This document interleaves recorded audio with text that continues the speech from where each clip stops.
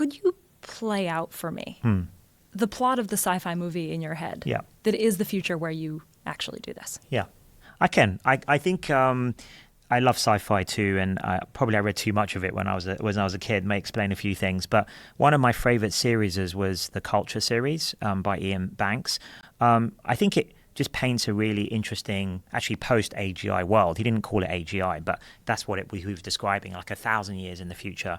But I think even 50 years, some of this could happen where we've got through the AGI moment safely. It's built. It's helpful for society, and it's here. And maybe we will have it in our pockets even, and we've used it to crack some of these, what I call root node problems in science. AlphaFold was one of those, right? So these are problems, if you think of the tree of all knowledge, these are kind of root node problems which, if you cracked it, it would unlock a whole branch of new research or new applications.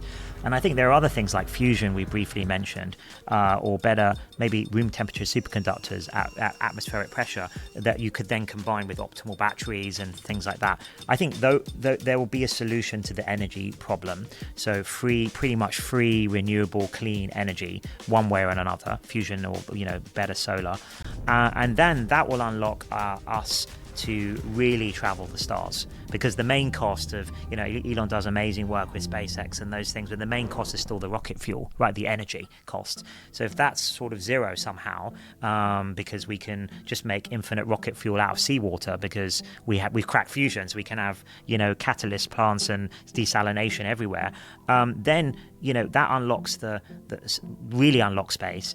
And then we'll be able to get a lot more resources because we can mine asteroids. All of these things that are the purview of science fiction become, I think, very plausible in the next 50 years. Dyson spheres around the sun, Mercury's sort of conveniently in the right place, actually, made of the right material, which is kind of amazing if you think about what's going on in the universe.